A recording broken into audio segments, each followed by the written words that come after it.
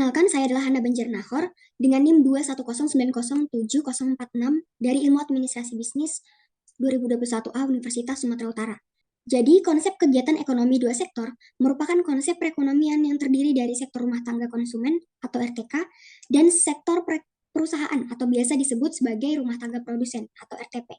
Karena hanya melibatkan dua sektor sebagai pelaku ekonomi, maka konsep ini sering disebut sebagai model perekonomian sederhana, menjelaskan mengenai alur perekonomian dua sektor. Jadi di sini ada 4. Yang pertama arus uang produksi, arus uang pendapatan, arus uang belanja, dan arus barang dan jasa. Kemudian yang kedua adalah kenaikan pendapatan menaikkan pengeluaran konsumsi. Kemudian yang ketiga adalah kenaikan pendapatan berdampak pada peningkatan daya beli, sehingga pengeluaran pun meningkat. Hal inilah yang mendorong terjadinya inflasi. Yang keempat adalah biasanya pertambahan pendapatan adalah lebih tinggi daripada pertambahan konsumsi. Iya, seperti yang saya jelaskan tadi. Disebabkan pertambahan pendapatan selalu lebih besar dari pertambahan konsumsi, maka pada akhirnya rumah tangga tidak mengambil tabungan. Ia akan mampu menabung sebagian dari pendapatannya. Selanjutnya kita akan membahas mengenai hubungan antara konsumsi dan tabungan. Pada suatu titik di mana besar pendapatan lebih besar daripada pengeluaran konsumsi, barulah sektor rumah tangga dapat menabung sebagian pendapatan yang diperoleh. Jadi, ada pun beberapa faktor yang mempengaruhi besar tabungan sektor rumah tangga, antara lain kekayaan yang telah terkumpul, tingkat suku bunga simpanan yang tinggi, sikap berhemat, keadaan perekonomian, distribusi pendapatan, dan tersedianya dana pensiun. Pada suatu titik di mana besar pendapatan lebih besar daripada pengeluaran konsumsi, barulah sektor rumah tangga dapat menabung sebagian pendapatan yang diperoleh. Gitu.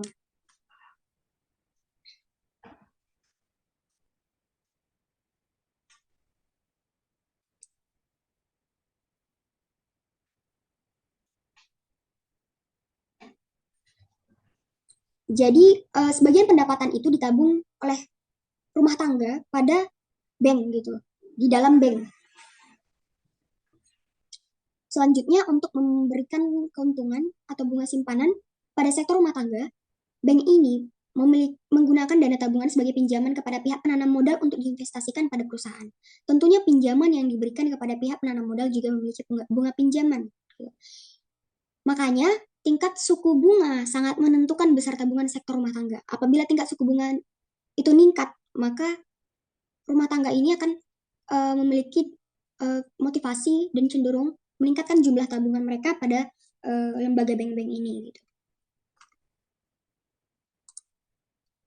Selanjutnya adalah investasi. Investasi itu dapat diartikan sebagai pengeluaran atau pembelanjaan perusahaan untuk membeli barang-barang modal dengan harapan mampu meningkatkan kapasitas produksi dalam memenuhi permintaan di pasar barang dan jasa. Dua macam kegiatan yang dapat digolongkan sebagai investasi itu yaitu kegiatan pembelian barang modal seperti mesin dan peralatan produksi dan kegiatan mendirikan bangunan kantor, pabrik, gudang, dan sebagainya. Jadi ada beberapa faktor yang mempengaruhi tinggi rendahnya investasi itu. Yang pertama adalah tingkat keuntungan versus suku bunga. Investor akan lebih memilih untuk invest jika tingkat keuntungan yang diperoleh lebih tinggi daripada tingkat suku bunga pinjaman dari perbankan. Kemudian yang kedua, keadaan ekonomi di masa depan. Investor lebih suka berinvestasi pada saat keadaan ekonomi suatu negara terlihat stabil. Yang ketiga, kemajuan teknologi. Kebutuhan penggunaan teknologi baru pada tahap produksi mendorong pengusaha untuk melakukan investasi. Yang keempat, tingkat pendapatan nasional. Peningkatan pendapatan nasional akan memperbesar pendapatan masyarakat. Hal ini berdampak pada meningkatnya permintaan akan barang dan jasa, sehingga para pengusaha itu harus berinvestasi supaya dapat memenuhi permintaan barang dan jasa. Kemudian yang terakhir adalah keuntungan perusahaan.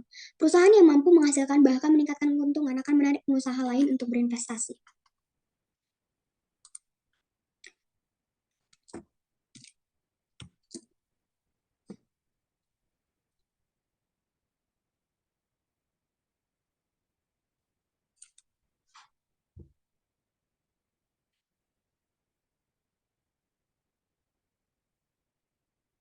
Baik, di sini kita akan menjelaskan topik terakhir, yaitu analisis pendapatan nasional dengan perekonomian tertutup dua sektor.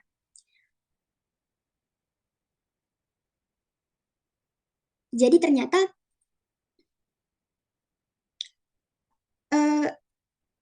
pendapatan nasional dalam perekonomian tertutup dua sektor itu dipengaruhi oleh dua hal. Yang pertama, kecenderungan untuk mengkonsumsi, dan yang kedua adalah kecenderungan untuk menyimpan. Masing-masing rumah tangga memiliki perbedaan kecenderungan untuk melakukan konsumsi. Namun demikian, secara general, kecenderungan tersebut dapat digambarkan secara sederhana. Jadi, saya akan menjelaskan mengenai kecenderungan tersebut. Saat pendapatan kita sebesar 500.000, konsumsi kita sebesar 1 juta. Saat pendapatan meningkat menjadi 1 juta, pendapatan kita meningkat gitu, maka konsumsi kita meningkat jadi 1,25 juta. Jadi bisa dikatakan bahwa konsumsi mengalami perubahan sebesar 250.000 saat pendapatan mengalami perubahan sebesar 500.000. Secara detailnya itu adalah bahwa ketika pendapatan kita naik, maka konsumsi kita juga naik. Jadi di sini ada konsep yang berlaku yang dinamakan sebagai marginal propensity to consume, yaitu adalah disingkat sebagai MPC, yaitu kecenderungan untuk mengkonsumsi merupakan perubahan konsumsi akibat adanya perubahan pendapatan disposable.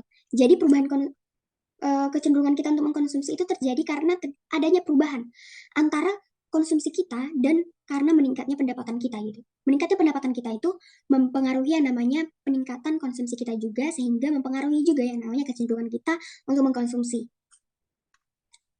Kemudian yang kedua adalah kecenderungan untuk menyimpan. Sama dengan kecenderungan untuk mengkonsumsi. Kalau menyimpan ini, ketika pendapatan kita semakin tinggi, maka kemampuan kita untuk menabung itu semakin tinggi pula. Jadi di sini ada konsep yang berlaku yang dinamakan sebagai MPS atau marginal propensity to save. Artinya adalah seberapa besar peningkatan tabungan kita ketika terjadi peningkatan pendapatan kita. Dan biasanya memang seperti itu. Jadi bisa dikatakan bahwa keseimbangan itu dalam pendapatan nasional dengan perekonomian tertutup dua sektor itu terjadi ketika konsumsi kita sama dengan ketika konsumsi plus tabungan itu sama nilainya dengan pendapatan kita. Jadi bisa dikatakan bahwa ketika pendapatan kita itu tidak lebih atau tidak kurang dengan konsumsi atau simpanan atau tabungan kita itu, maka disitulah yang dinamakan dengan titik keseimbangan dalam perekonomian tertutup dua sektor. Baik, sekian mungkin dari hasil presentasi saya mengenai perekonomian tertutup dua sektor. Bahwa perekonomian tertutup dua sektor ini adalah perekonomian yang hanya terjadi oleh dua pihak. Yang pertama adalah pihak konsumen atau rumah tangga konsumen, kemudian yang kedua adalah pihak produsen atau rumah tangga produsen. Dan ini memiliki interaksinya sendiri. Baik itu dari konsumen itu terhadap produsen dan juga produsen itu terhadap konsumen. Mereka memiliki yang dinamakan dengan interaksi yang memiliki keuntungannya sendiri. Jadi di dalam analisisnya itu terdapat banyak sekali seperti apa hubungan daripada pendapatan dan juga konsumsi, apa hubungan antara pendapatan dengan tabungan, dan juga bagaimana analisis pendapatan nasional dengan perekonomian tertutup dua sektor. Sekian dari presentasi saya, terima kasih.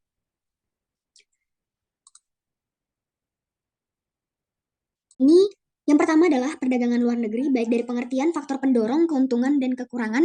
Yang kedua adalah globalisasi dengan pengertian faktor pendorong, keuntungan, dan kekurangan. Yang ketiga adalah proteksi dengan pengertian faktor pendorong, keuntungan, dan kekurangan. Dan yang terakhir adalah apa yang menjadi hubungan antara ketiganya, yaitu perdagangan luar negeri, proteksi, dan globalisasi ini. Baik, di sini saya akan menjelaskan pengertian dari perdagangan luar negeri itu sendiri. Apa itu perdagangan luar negeri atau perdagangan internasional? Biasanya itu sama. Perdagangan luar negeri atau perdagangan internasional adalah perdagangan yang terjadi di luar negeri.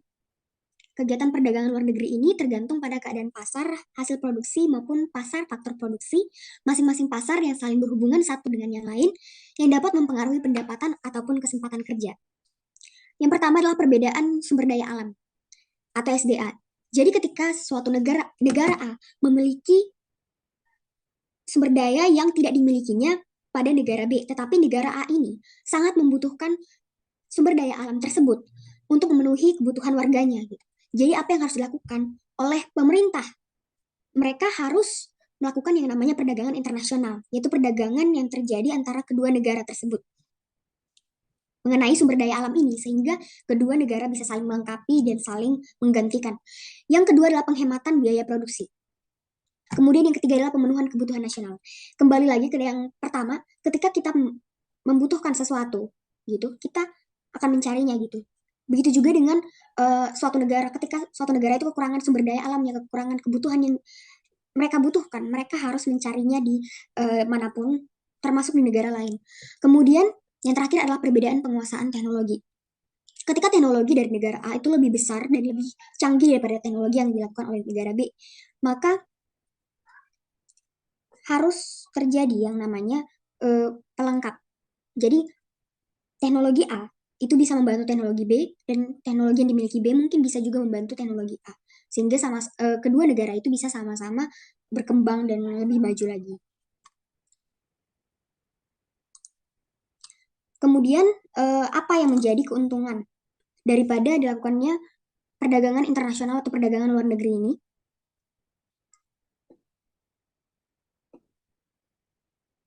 Jadi yang pertama itu adalah meningkatkan keuntungan perusahaan. Yang jelas, yang kedua adalah menjadikan basis pertumbuhan ekonomi negara. Yang ketiga adalah mendiversifikasi resiko perusahaan. Yang keempat, meningkatkan tingkat kompetisi pasar. Yang kelima, mempromosikan spesialisasi. Yang keenam, meningkatkan ketersediaan barang. Dan yang terakhir adalah dapat memanfaatkan perbedaan kurs.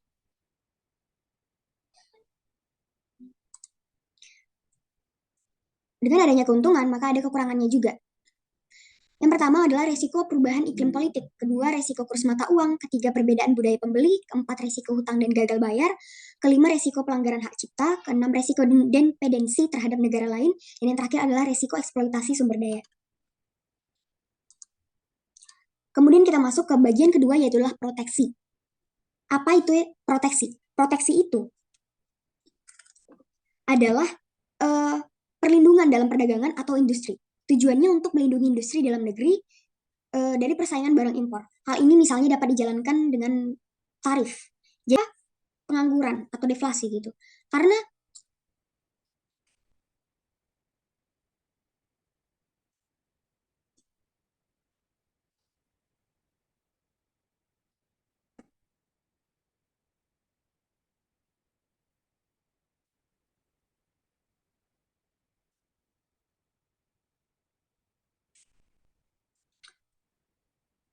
karena kalau proteksi ini adalah kebijakan pemerintah dalam membatasi atau mengurangi barang-barang yang diimpor, maka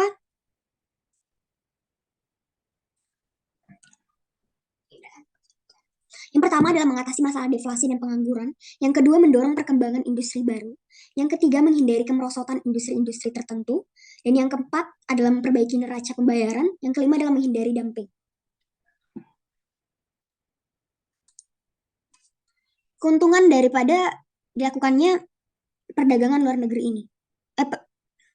Keuntungan daripada dilakukannya proteksi ini, yang pertama adalah mengurangi tingkat persaingan akibat perdagangan impor. Yang kedua, memberi peluang pengusaha baru domestik untuk lebih berkembang. Yang ketiga, meningkatnya produksi perusahaan lokal. Dan yang terakhir adalah terciptanya peluang kerja yang luas.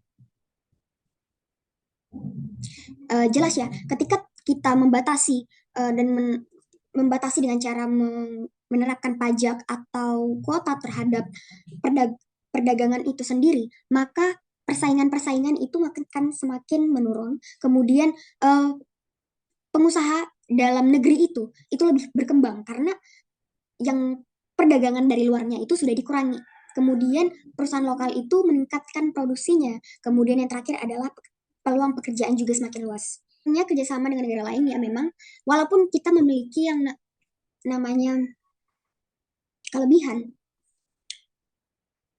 ketika tidak terjadi namanya perdagangan internasional, maka itu akan bisa berdampak negatif gitu. Dan ketika terjadinya penurunan kerjasama ini, ya memang itu dampak negatifnya ke kedua negara tersebut gitu. Apalagi kebutuhan yang suatu negara itu inginkan itu ada banget pada negara lain gitu. Kemudian yang terakhir adalah kerugian konsumen domestik. Memang mungkin ya, karena konsumen yang sudah sangat ingin untuk membeli dari luar negeri itu menjadi tidak bisa lagi merasakan hal yang sama. Kemudian kita masuk ke topik globalisasi. Globalisasi itu adalah peningkatan dalam saling tergantungan dalam keadaan dan kegiatan ekonomi di antara berbagai negara. Jadi globalisasi ini adalah satu konsep yang sering dinyatakan orang pada masa kini. Tetapi yang menyatakan dan membahasnya mempunyai pengertian yang berbeda gitu. Jadi pengertian globalisasi itu banyak sekali, tetapi bisa dibilang bahwa contohnya adalah dua negara yang saling tergantungan dalam aspek ekonomi. Seperti yang pertama adalah efek dari berlakunya kemunduran ekonomi di Amerika Serikat, Jepang, dan negara-negara Eropa. Perkembangan investasi asing yang pesat dalam beberapa tahun belakangan ini di negeri menimbulkan efek buruk kepada prospek perkembangan investasi asing dan pertumbuhan ekonomi di negara-negara lain seperti misalnya di negara-negara Asia Tenggara. Jadi Cina ini sangat memberikan yang namanya sangat memiliki yang namanya dampak terhadap negara-negara lain yang ada di Asia atau negara lain yang ada di luar negeri, di luar sana gitu. Jadi ada faktor pendorong daripada globalisasi ini. Yang pertama adalah perkembangan politik dunia, kedua peningkatan praktek perdagangan bebas, ketiga perkembangan perusahaan multinasional, keempat perkembangan investasi portofolio di pasaran luar negeri, dan yang kelima adalah kemajuan teknologi dalam bidang informasi dan pengangkutan. Sedangkan keuntungan yang dimiliki ketika kita ada globalisasi. Yang pertama adalah produksi global dapat ditingkatkan, kedua meningkatkan kemakmuran masyarakat dalam suatu negara, ketiga meluaskan pasar untuk produksi dalam negeri, yang terakhir adalah dapat memperoleh lebih banyak modal dan teknologi yang lebih baik. Sekarang kita masuk ke dalam kekurangannya. Yang pertama adalah ancaman dari sektor keuangan dunia yang semakin bebas, terjadi kerusakan lingkungan dan polusi limbah industri. Yang ketiga, perusahaan dalam negeri lebih tertarik bermitra dengan perusahaan dari luar. Dan yang terakhir adalah ancaman masuknya tenaga kerja asing di Indonesia yang lebih profesional sumber daya manusianya. Kemudian bagian yang terakhir adalah hubungan antara perdagangan luar negeri, proteksi, dan globalisasi. Jadi dalam melakukan perdagangan luar negeri, suatu negara perlu melakukan proteksi dengan tujuan untuk melindungi perekonomian domestik. Di sisi lain, proteksi merugikan konsumen domestik karena mereka harus menanggung harga yang lebih tinggi dan membuat produsen domestik menjadi sangat tergantung pada kebijakan pemerintah untuk mendukung daya saing mereka di pasar internasional. Penurunan intensitas persaingan juga berpotensi untuk melemahkan industri dalam negeri. Tanpa persaingan tidak ada insentif untuk lebih inovatif dan lebih efisien. Jadi ternyata bahwa perdagangan luar negeri ini juga berdampak positif terhadap perusahaan-perusahaan yang ada di dalam negeri karena mereka merasa bahwa perdagangan luar negeri ini itu bisa memberikan yang namanya motivasi untuk bersaing.